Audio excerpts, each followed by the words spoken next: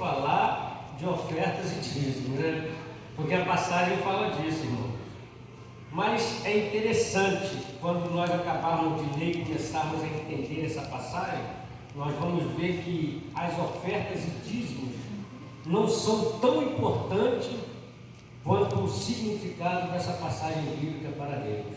Amém? Louvado seja o nome do Senhor Jesus. Versículo 6 do capítulo 9 de 2 Coríntios. Estamos? Amém? E digo isto, que o que semeia pouco, pouco também ceifará, e o que semeia em abundância ceifará. O 7, cada um contribua segundo propôs no seu coração, não com tristeza ou por necessidade, porque Deus ama o que dá com alegria. E Deus é poderoso para fazer abundar em vós toda graça, a fim de que, tendo sempre em tudo, toda suficiência abundeis em toda boa obra.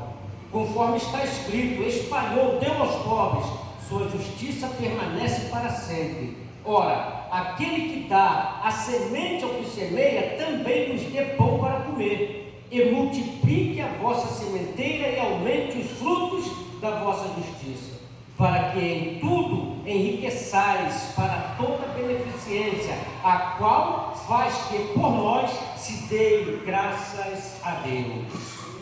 Senhor Deus e Pai, louvado e agradecido seja teu nome. Obrigado, Senhor, por esta palavra, a qual o Senhor tem colocado em nossos corações nesta noite. Use teu servo para falar com a tua igreja, não somente aqui, mas em todos os lugares onde houver neste momento alguém fazendo menção da sua palavra. Seja o Senhor a falar pela boca do homem, para que todo homem, mulher, jovem, adulto, criança, idoso venha ter conhecimento da verdade e assim alcance a salvação naquele grande dia, em nome de Jesus. Amém. Louvado e agradecido seja o nome do Senhor Jesus. Diz por irmão que está do teu lado assim, ó: Jesus, fala aí, Jesus está neste momento curando a tua enfermidade.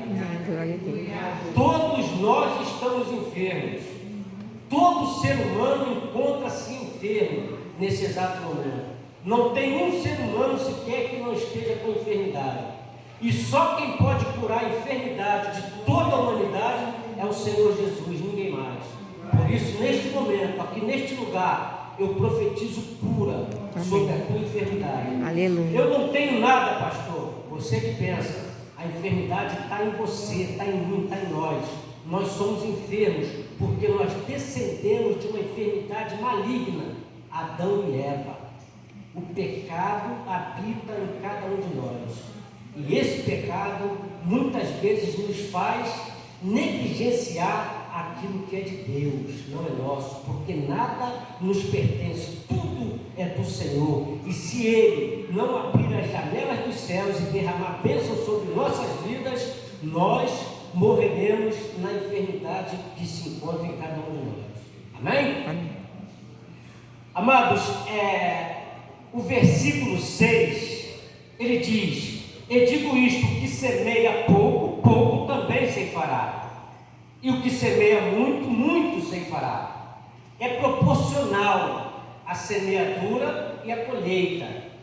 E Paulo usa esse exemplo simples, dizendo assim, ó, a palavra que veio ao meu coração: você planta um pé de manga, você vai colher frutos de quantos pés de manga? De um, não é isso? Mas se você plantar 200 pés de manga, você vai colher frutos de 200 pés de manga. É proporcional. Mas pastor, então quer dizer que se houver um pedido de oferta e eu ofertar muito, Deus vai me dar muito? Não é isso que Deus está falando. Mas porque nós somos enfermos, trazemos a enfermidade dentro de nós sempre queremos ofertar a Deus esperando alguma coisa de Deus. O nosso intuito de estar na igreja, nosso desejo de vir à igreja, nem sempre é por adoração, mas porque precisamos de algo de Deus, porque estamos enfermos. Então nós vamos à igreja, nós tiramos um tempo para estar aqui, 1 a 2 horas, cultuando a Deus, porque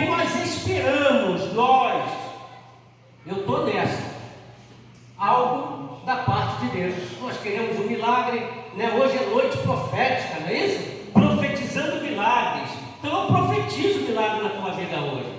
Mas não entre por essas portas esperando o milagre. Entre por essas portas esperando ter algo para dar a Deus.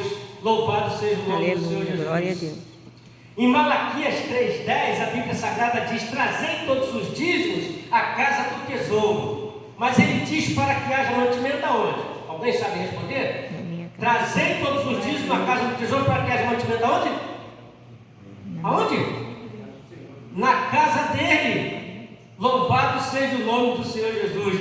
Trazei todos os dízimos da casa do tesouro para que haja mantimento na casa de Deus. Não é na minha, não é na sua, não é na nossa.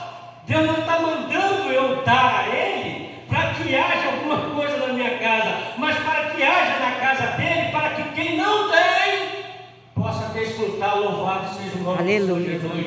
Deus é aquele que nos ensina a dar.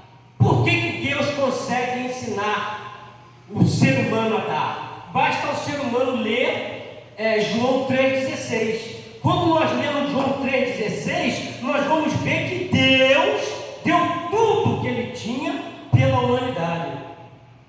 Deus amou o mundo de tal maneira que deu seu Filho unigênito para que todo aquele que nele crê não pereça, mas tenha vida eterna. Então Deus me ensina a dar. Louvado seja o nome do Senhor Jesus. Eu preciso aprender a dar para que os milagres de Deus sejam derramados sobre a minha vida. Isso aqui não é questão de ofertar muito ou pouco, porque se nós fôssemos levar para o lado de quem oferta muito, Deus dá muito, e quem oferta pouco, Deus dá pouco. Não, irmãos. Nós temos o relato da viúva em Lucas 21, me corrija aí, pastor, se eu estiver errado. Lucas 21, acho que de 1 a 4, se eu não me engano, vai falar de uma simples viúva que só tinha 2 moedinhas, e Jesus estava lá sentado no pátio, e ele vê todos colocando muito dinheiro no gasofilácio, mas ele presta atenção na viúva pobre que entregou as únicas 2 moedas que ela tinha. Para Jesus, as 2 moedas foi uma quantidade altíssima. E eu creio que essa viúva não colheu manga de um pé de manga, mas dos 200 que eu citei aqui no começo da pregação. Não é o quanto você oferta a Deus, é como você oferta a Deus. Não é o quanto damos a Deus, é como damos a Deus. Aleluia. Precisamos aprender a ofertar a Deus com o coração, com a nossa vida, com o nosso ser, porque Deus quer que haja mantimento na casa dele, para que aquele que não tenha mantimento em sua casa possa vir e recolher os alimentos que eu e você damos com alegria, porque Deus ama quem dá com alegria. Aleluia. Mas quando eu estou como Safira e Ananias, quando eu estou como eles, aí eu estou esperando algo de Deus, ou estou porque quero algo de Deus. Deus ama quem dá com alegria, versículo 7. A alegria de dar não é, eu estou alegre, então eu vou dar uma quantia altíssima lá para a igreja, porque eu estou com muito dinheiro, eu sou rico, tenho riqueza, tenho muito dinheiro, eu vou dar uma quantia. Isso não é alegria. Isso talvez seja mostrar que pode dar uma quantia alta, e talvez Deus não receba. Louvado seja o nome do Senhor Jesus. Aí vem o pobre do pastor Paivan e deposita a tua moedinha e Deus recebe, porque eu dei com alegria de coração e não com interesse naquilo que eu vim buscar nesta noite. Eu vim buscar nesta noite. Quem vem buscar, levanta a mão e dá glória. Glória a Deus, aleluia. Nós viemos buscar, mas nós precisamos aprender a dar antes de receber aquilo que nós viemos buscar. Por quê? Porque muito mais tem aquele que dá do que aquele que recebe. Na matemática do homem, o reter, o guardar, o depositar, o poupar é garantir que terá muito mais amanhã. Mas na matemática de Deus é o contrário, irmão. Aquele que dá é o que mais tem. Louvado seja o nome do Senhor Jesus. Então o ímpio, ele pensa em guardar, ele pensa em reter, ele quer guardar porque ele quer ter um futuro garantido. Mas a traça corrói, a ferrugem destrói destrói e o diabo rouba. Louvado seja o nome do Senhor Jesus. Mas aquele que dá a Deus com alegria, esse terá para sempre em abundância. Porque aquele que dá o pão a quem semeia, aquele que dá a semente ao que semeia, também dá o pão para esse comer. Aleluia. Ou seja, você semeia a semente que Deus te deu, mas Deus te garante o pão de todo dia. Você não vai passar necessidade. Fui moço, Salmo 37, hoje sou velho, 63 anos, mas nunca vi um justo mendigar o pão, nem sua descendência passar fome. Por quê? O justo é aquele que dá com alegria. Louvado seja o nome do Senhor Jesus. Mas dar o que, pastor? Afinal de contas, o que eu tenho que dar? É o meu dinheiro, é a minha oferta de adoração? Como é que eu faço para dar a Deus? Faço, meu irmão. Não busque em Deus aquilo que você precisa. Busque Deus para entregar a tua vida para Ele. Amém. Isso é buscar o reino dos céus e a justiça divina. Quando nós buscamos Deus pelo que Ele é e não pelo que Ele tem para dar, Ele derrama sobre a mim e sobre a tua vida aquilo que nos é necessário para vivermos em paz e tranquilidade neste mundo cruel que ela está. O mundo jaz no maligno, tudo está perdido, não tem mais jeito esse mundo, o mundo está totalmente perdido, não tem quem possa consertar, não tem político que dê jeito nisso. Só o Senhor Jesus dá jeito no mundo. Não, mas na minha e na sua vida, porque nós estamos aqui dando a Ele aquilo que nós temos de melhor nessa noite. Não é o que caiu no gasofilácio, mas é a tua vida, é o teu ser, é o teu pensamento, é o teu querer, é o teu agir, é o teu viver, a tua alegria, a tua paz, a tua felicidade. Você está colocando no altar de Deus. Eu fico sentido por aqueles que não vieram sentar nessas cadeiras nessa noite. Perderam a oportunidade de ofertar o melhor que ele tinha para Deus. Eu já vi pessoas dizendo que eu não vou hoje na igreja não, porque eu não tenho nenhuma oferta para entregar. E o pastor já pregou uma vez que eu não posso chegar de mão vazia diante de Deus. Olha que mentalidade. Ninguém aqui está de mão vazia. Você pode estar desempregado, você pode não ter um alimento sequer dentro da tua casa, mas a tua mão não está vazia, porque o Senhor está colocando nas tuas mãos, nessa noite, toda sorte de bênção. Aleluia! Ninguém que segue ao Senhor Jesus anda de mão vazia, meu irmão. Você pode não ter dinheiro, você pode não ter condições financeiras, mas a tua mão está cheia de bênçãos e você pode abençoar em cada lugar que você for, porque as bênçãos do Senhor seguem aqueles que o obedecem. Aleluia! Você não andará atrás das bênçãos, mas as bênçãos te seguirão. Deuteronômio 28, se não me engano. Louvado seja o nome do Senhor Jesus. As bênçãos nos perseguem, anda conosco. Então nós nunca estamos com a mão vazia. Pode não ter dinheiro no bolso, mas se você veio, ofertou a tua vida, a tua presença, se dedicou a fazer a obra de Deus, trabalhou na obra de Deus, fez a vontade de Deus, você também é um grande ofertante e talvez um dos melhores. Porque muitas das vezes o camarada que oferta uma quantia em dinheiro grande, ele acha que não tem obrigação de fazer nada na igreja, porque ele já ofertou. Eu já dei meu dízimo, eu já dei minha oferta. Ah, não vou lá trabalhar não, deixa que o outro que não deu nada trabalhe. Já ouvi isso, meu irmão. Aí ele pensa que está fazendo alguma coisa pela obra. Não está dando com alegria, está dando por necessidade, por avareza, por interesse, porque quer algo em troca. Deus não recebe a sua oferta. A oferta dada a Deus que Ele recebe é aquela que se dá com o coração sincero, puro e verdadeiro. Nós temos na Bíblia Sagrada, em 1 Reis, capítulo 17, louvado seja o nome do Senhor Jesus, a história de um homem maligno e a história de um homem totalmente benigno. O homem maligno fez tudo que não prestava para o povo de Israel. E o homem benigno se deixou usar por Deus para fazer tudo de bom para o povo de Israel. Louvado seja o nome do Senhor Jesus. A Bíblia Sagrada em 1 Reis 17 fala a respeito do rei Acabe, filho de Uri, que também foi rei. E ele reinou tão ruim, mas tão mal, que ele chegou a ser pior do que o pai dele e do que todos os reis que vieram antes dele, esse tal de Acabe.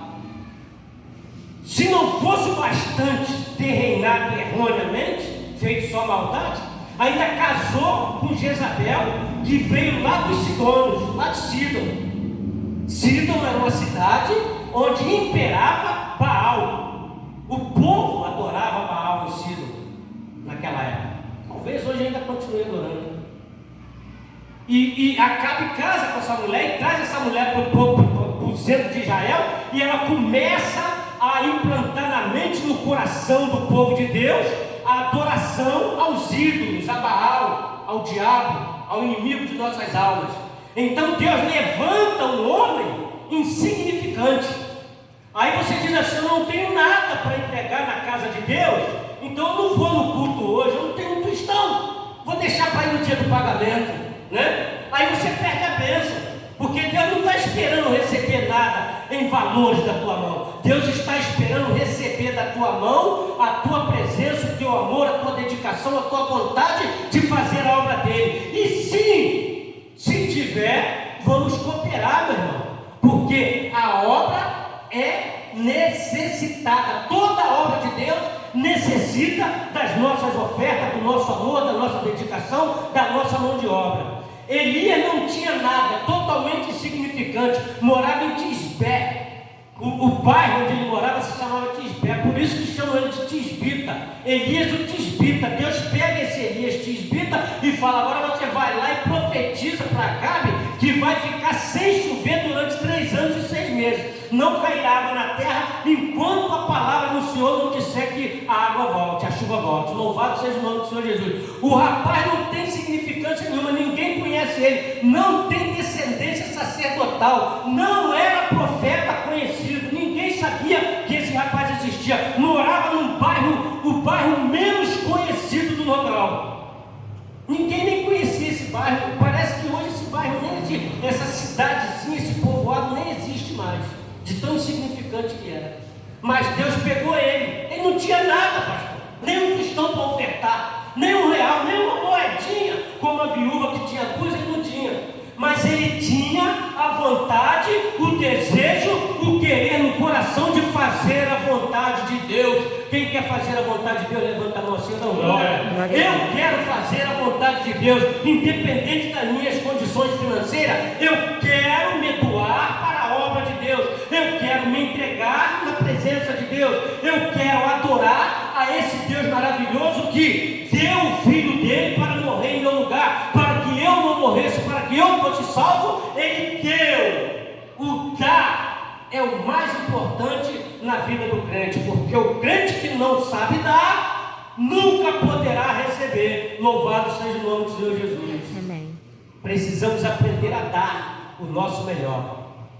Elias vai lá e profetiza para o rei Acabe, e aí o que acontece? Cria uma revolta no coração de Acabe, no coração de Jezabel, que agora diz que vai matar todos os profetas, inclusive ele. Aí Deus diz para ele assim: ó, vai lá para a cidade de Querite, e ali você fica na beira do riacho. O improvável, meu irmão, acontece na minha, na tua vida. O improvável, presta bem atenção, o improvável acontece na minha, na sua vida. O milagre acontece na minha, na sua vida. Sabe por quê? Porque nós obedecemos a Deus. Se você obedece a Deus, pode ter certeza que o milagre vai acontecer. E eu estou profetizando esse milagre na tua vida hoje. Louvado seja o nome do Senhor. Aleluia, glória a Deus. Elias vai, obedece a voz de Deus pela segunda vez. Ele já foi lá, já profetizou, sem ter conhecimento nenhum, sem saber, que ele simplesmente foi lá e profetizou para um rei maligno que não ia chover. Agora ele tem que fugir para uma cidade chamada Querite, onde tem um riachozinho, que ele vai ficar ali sentado esperando vir a provisão de quem? De Deus, aleluias.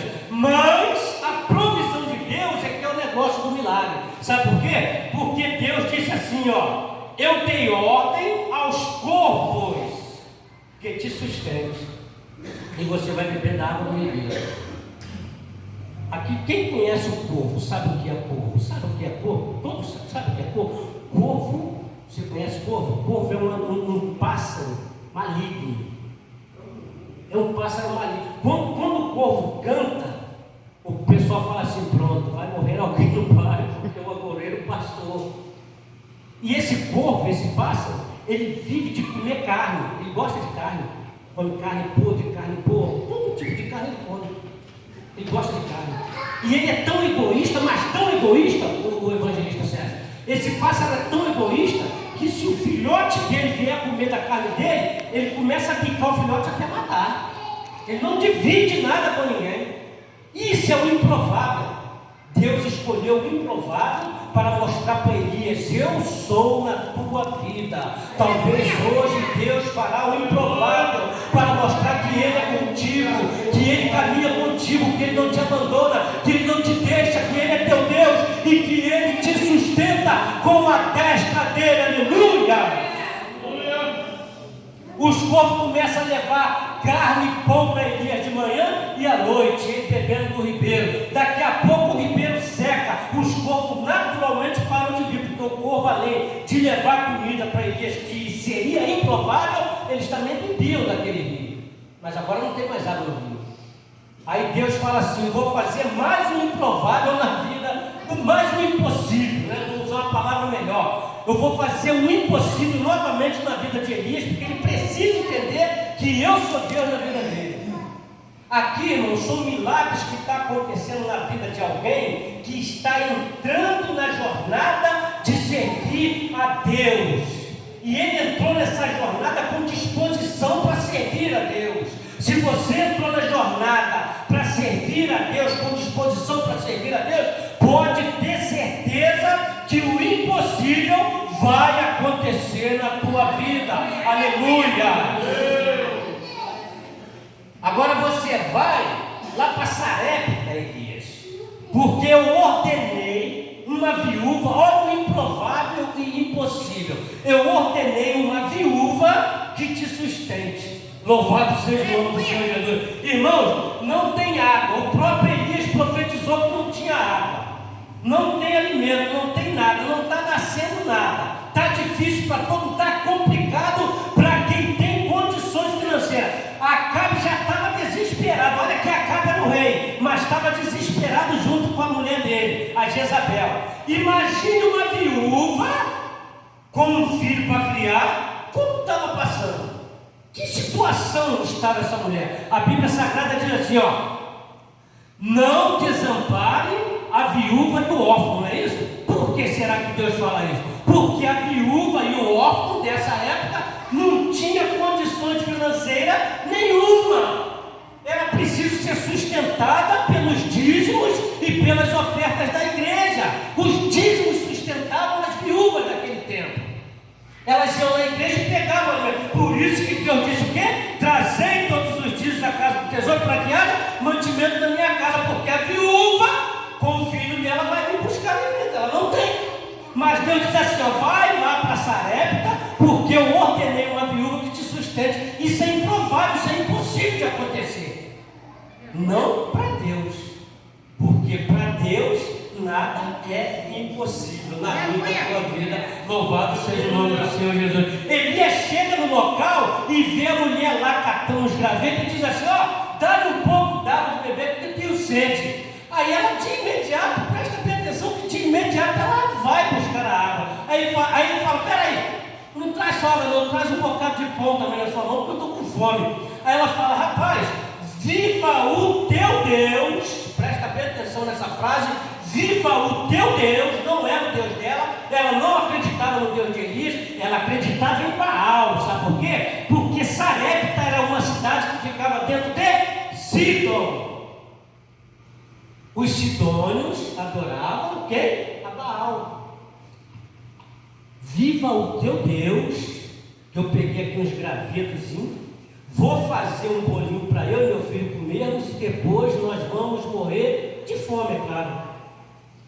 Então ele diz assim, não, faz lá do jeito que você está falando, mas primeiro você faz para mim, depois você faz para você e para o teu filho. E ela obedece, irmão. Por que ela obedece? Ela está na mente entendendo que Baal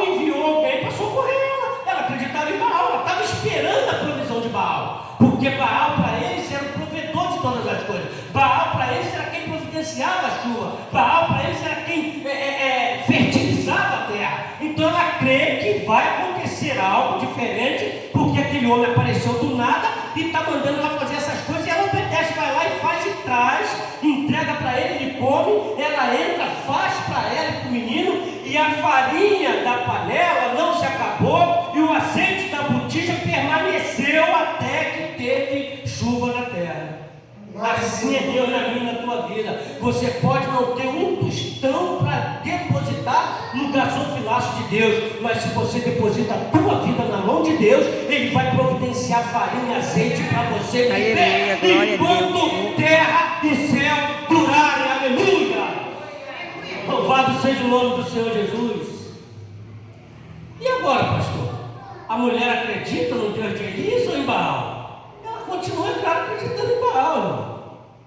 Para ela foi Baal que fez a farinha multiplicar, foi Baal quem fez o azeite aumentar.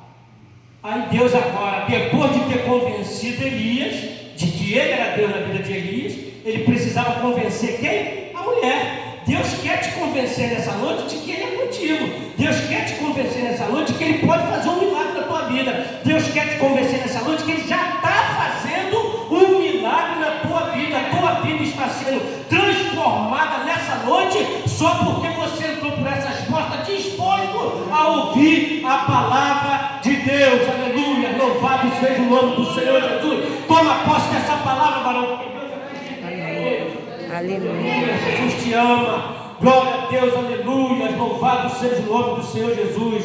Eu não sei porquê, mas Deus está dizendo, varão, que Ele é contigo e que Ele vai mudar a tua história. Ele vai transformar tudo isso que parece maldição em bênção. Aleluia.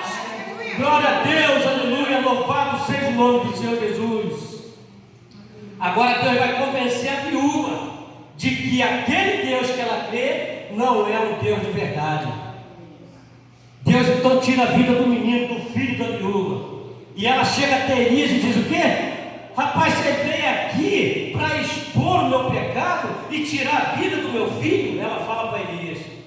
Elias então pega o menino e dá o menino. Não dá o menino aqui, pega o menino do colo dela, sobe para o quartinho onde dormia, e aí ele deita 3 vezes em cima do menino e clama. Louvado, engrandecido seja o nome do Senhor Jesus. Ele clama a Deus para que a alma do menino retorne, e assim acontece. Louvado seja o nome do Senhor Jesus. Segundo Crônicas 7,14. Se o meu povo que se chama pelo meu nome se humilhar, orar, clamar e se arrepender do seu mau caminho, eu ouvirei desde os céus e sararei a tua enfermidade, abrirei portas de emprego, mudarei essa dor que você tem sentido, trarei paz, trarei alegria, trarei felicidade para a tua casa, para você e para a tua família. Deus está trazendo nessa noite toda sorte de bênção para a tua vida. Então tome posse da tua vitória aqui hoje. Aleluia, louvado seja o nome do Senhor. Elias devolve o menino e diz: aí teu filho vive. Aí ela confirma: agora eu conheço que as palavras que saíram da tua boca são verdadeiras, porque veio do Deus do alto. Aleluia.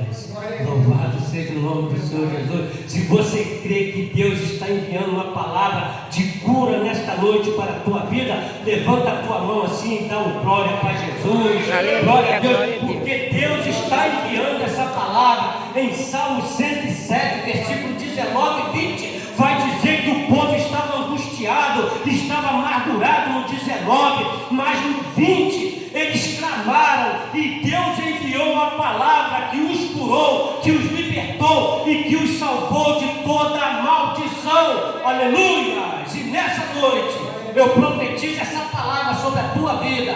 Ande com Deus, caminhe com Deus, faça a vontade de Deus, não importa a quantidade ou o quanto você tem no bolso para ofertar, oferte a Deus com a sua vida, traga a tua oferta de amor, de adoração, mas traga o teu corpo presente, porque a maior oferta que o ser humano pode fazer para Deus é se entregar a Deus, aceitando Ele como único e suficiente Salvador, para que que Ele salve a alma e dê vida eterna para a mesma. Louvado seja o nome do Senhor Jesus. Amém?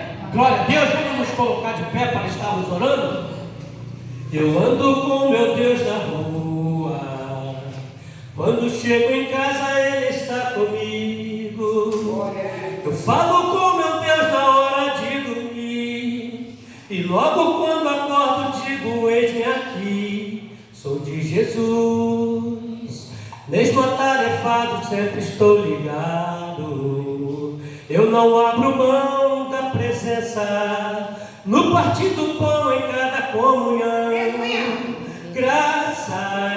Graças por tudo, sou de Jesus. Eu não posso te deixar, pois de uma coisa eu sei muito bem: a tua sombra que me guarda, tua misericórdia nos sustém. Pai, não posso te deixar, pois de uma coisa eu sei muito bem: a tua sombra que nos guarda, tua misericórdia que nos sustém. Glória a Deus, aleluias. Louvado e agradecido seja o nome do Senhor Jesus. Eleve agora o teu coração ao altar de Deus, porque Ele está contemplando a tua oração neste momento. Então você precisa profetizar na tua vida, você precisa profetizar na vida do teu irmão, você precisa profetizar na vida daquela pessoa que está enferma, você precisa profetizar sobre aquela porta que se fechou. Ela vai se abrir se você profetizar, crendo que Deus é poderoso para fazer o impossível na tua vida. Senhor Deus e Pai, tome a tua igreja nas tuas mãos, Senhor. Repreenda toda maldição, repreenda todo devorador. Abre, Pai querido, a janela do céu nessa noite, derrame pensamento que nos adivinha grande abastança, e que nós não tenhamos lugar para guardar a quantidade de bênção que o Senhor irá derramar sobre nós. Tome nossas vidas, Senhor, em tuas mãos. Repreenda o devorador, repreenda todo o mal, retire tudo que não é bom, tudo que não te agrada, tudo que não te louva do nosso coração, e que nós possamos, Pai querido, abrir mão daquilo que temos, abrir mão daquilo que somos, abrir mão daquilo que queremos para te servir, aleluia, porque tudo é teu, Senhor, nada é nosso, nada nos pertence. Eu te louvo, eu te adoro, eu te glorifico, só o Senhor é Deus, aleluia. Agradeço a minha oportunidade em nome de Jesus.